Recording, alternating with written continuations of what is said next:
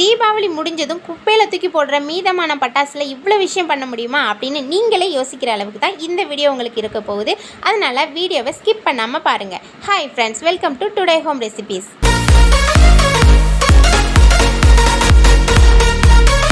இப்போ first tip என்னன்னு பார்த்துடலாம். நம்மக்கிட்ட தீபாவளிக்கு பற்ற வச்சுட்டு மீதமான மத்தாப்பு இருக்குல்ல, அதை தான் நான் எடுத்து வச்சுருக்கேன். இதை வந்து நான் க்ளீன் பண்ணி எடுத்துக்கிட்டேன்.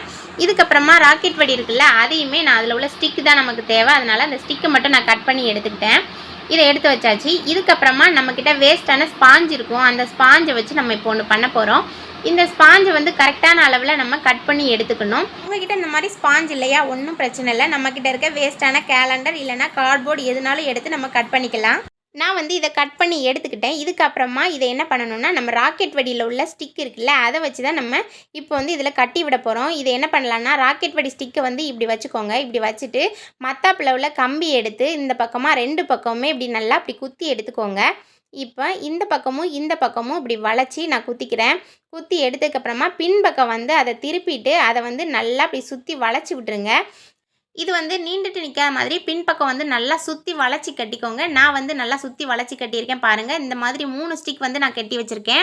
இதை வந்து நம்ம எதுக்கு யூஸ் பண்ண போகிறோம்னா, நம்மளோட ஜுவல்லரி ஐட்டம்ஸ்லாம் எல்லாத்தையுமே நம்ம இந்த மாதிரி மாட்டி வச்சுக்கலாம். நம்மக்கிட்ட இருக்க வளையல், பாசி, கீ செயின் இந்த மாதிரி எதுவாக இருந்தாலும் நம்ம இதில் வந்து மாட்டி வச்சுக்கலாம்.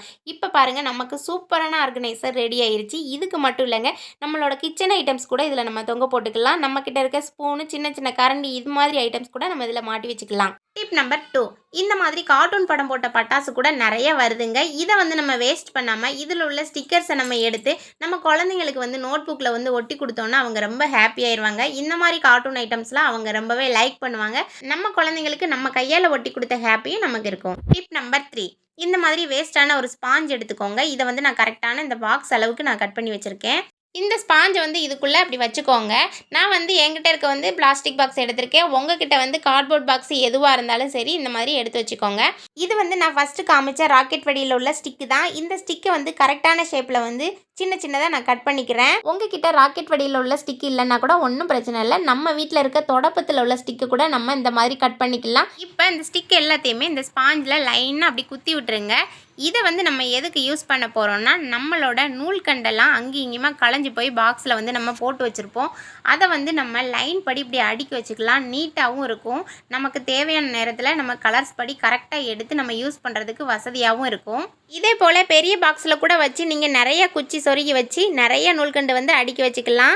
நீங்கள் டெய்லரிங் பண்ணுறவங்களா இருந்தீங்கன்னா கண்டிப்பாக இந்த டிப் உங்களுக்கு ரொம்பவே யூஸ்ஃபுல்லாக இருக்கும்.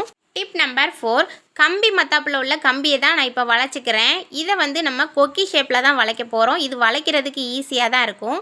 இப்போ இந்த மாதிரி நல்லா வளைச்சிக்கோங்க. இதை வந்து நம்ம எதுக்கு யூஸ் பண்ண போகிறோம்னா, நம்மளோட பாத்திர ஸ்டாண்டில் வந்து நம்ம எவ்வளோ ஜாமான் போட்டு வச்சாலும் சில டைம் வந்து இடம் பத்தாமல் தான் இருக்கும். இதுக்கு வந்து எக்ஸ்ட்ரா ஜாமான் போட்டு வைக்கிறதுக்காக நம்ம வந்து இந்த கொக்கியை யூஸ் பண்ணிக்கலாம். இது மட்டும் இல்லாமல் நம்மளோட பாத்ரூமில் இந்த ஸ்டாண்டில் வந்து இந்த கொக்கி அப்படி மாட்டி விட்டுட்டு இதில் நம்மளோட ஸ்க்ரப்பர், நம்ம எக்ஸ்ட்ரா நம்மளோட ஷாம்பு கவர், இந்த மாதிரி சோப் கவர், இது எல்லாத்தையுமே நம்ம இந்த மாதிரி அதில் தொங்க போட்டுக்கலாம். அது மட்டும் இல்லாமல் பாத்ரூமில் ஆணி அடிக்காமல் இருக்கவங்க கூட இந்த மாதிரி கம்பியில் அதை மாட்டி விட்டுட்டு கூட நம்ம இது போல் யூஸ் பண்ணிக்கலாம்.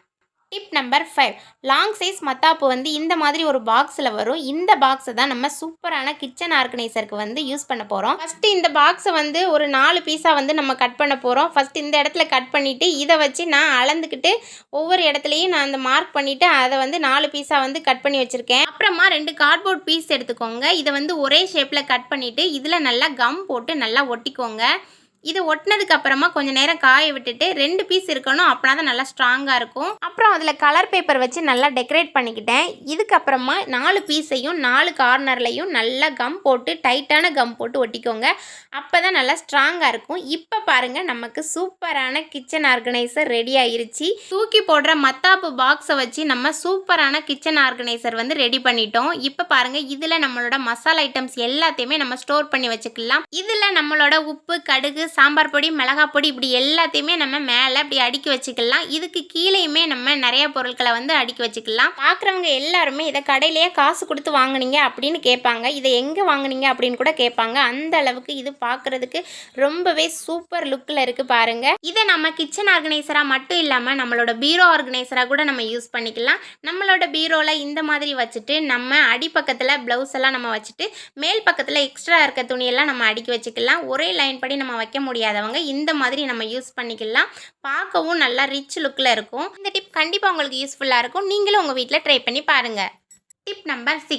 நான் ஃபஸ்ட்டு வளைச்சி காமிச்சா மத்தாப்போட கம்பி தான் இது. இதை வேறு மாதிரியும் நம்ம யூஸ் பண்ணிக்கலாம். நம்ம கதவுக்கு சாவி தொங்க போடுறதுக்கு கூட இந்த கொக்கியை நம்ம யூஸ் பண்ணிக்கலாம். நம்ம குழந்தைங்க விளையாடும்போது இந்த சாவி நீண்டுட்டு இருக்கிறதுனால அவங்க மேலே படுறதுக்கு வந்து சான்ஸ் இருக்குது. அதுக்கு பதிலாக நம்ம இந்த கொக்கியை மாட்டி இதில் வந்து நம்ம சாவியை தொங்க போட்டுக்கலாம். நம்ம குழந்தைங்களும் சேஃபாக இருப்பாங்க, சாவியும் பத்திரமா இருக்கும்.